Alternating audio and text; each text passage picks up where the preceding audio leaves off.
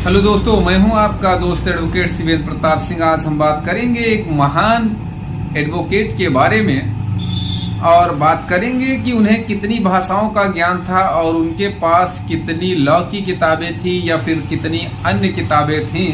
इसके बारे में भी आपको बताएंगे और साथ ही साथ बताएंगे कि उनके बारे में जितना कुछ कहा जाए वो बहुत ही कम होगा।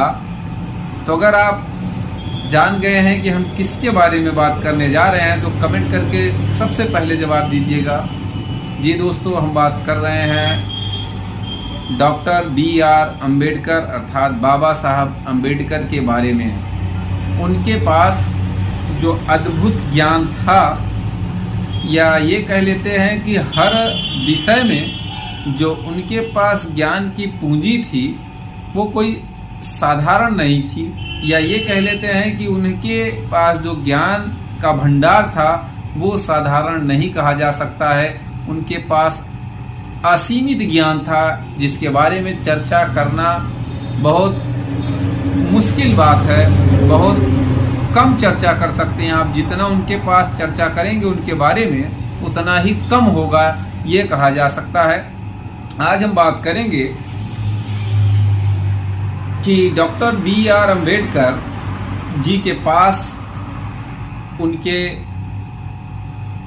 लाइब्रेरी में कितनी किताबें थी।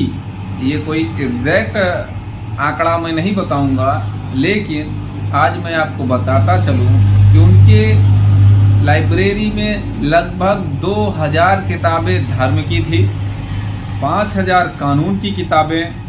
ध्यान से सुनिएगा, 5000 कानून की किताबें।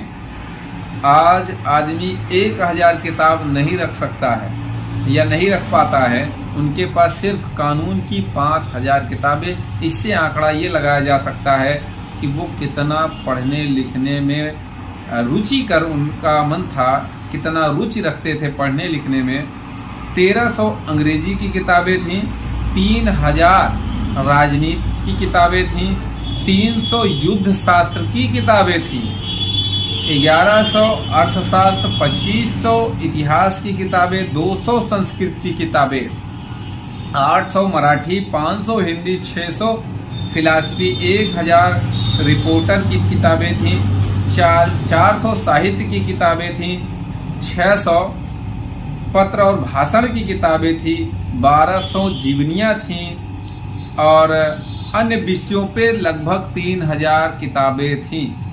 अब आपको बताते चलें कि बाबा साहब अम्बेडकर को 9 भाषाओं का ज्ञान भी था। कहने का ये मतलब कि ये समझ लीजिए कि ये अपार ज्ञान का जो भंडार था उनके पास, उनकी ये जो महिमा थी, ये जो ज्ञान था उनका, ये साधारण नहीं था। हर इंसान में इस तरीके की विद्वता आना आज असंभव नहीं कहा जा सकता, लेकिन असंभव से कम भी नहीं है। तो अगर यह वीडियो आपको पसंद आया हो या जानकारी पसंद आई हो, अच्छा माध्यम हमारा क्या था, क्यों हमने ये वीडियो बनाया, सिर्फ ये बताने के लिए, चूंकि अब हमारा लॉ का सब्जेक्ट चलता है इस पे, ये चैनल पे, लेकिन जो हमने जिस भी विभूति के बारे में बताया वो भी तो एक लॉ के ही विभूति थे। कहने का मतलब वो बड़े महान कानून मंत्री भी थे, महान वकील भी थे, अर्थशास्त्री भी थे। कहने का मतलब उनके बारे में आप जो शब्द जोड़ दीजिए वही थे। तो उम्मीद करता हूँ, आशा करता हूँ आज की जानकारी आपको पसंद आई होगी। अगर जानकारी पसंद आई तो वीडियो को लाइक करिए, शेयर करिए।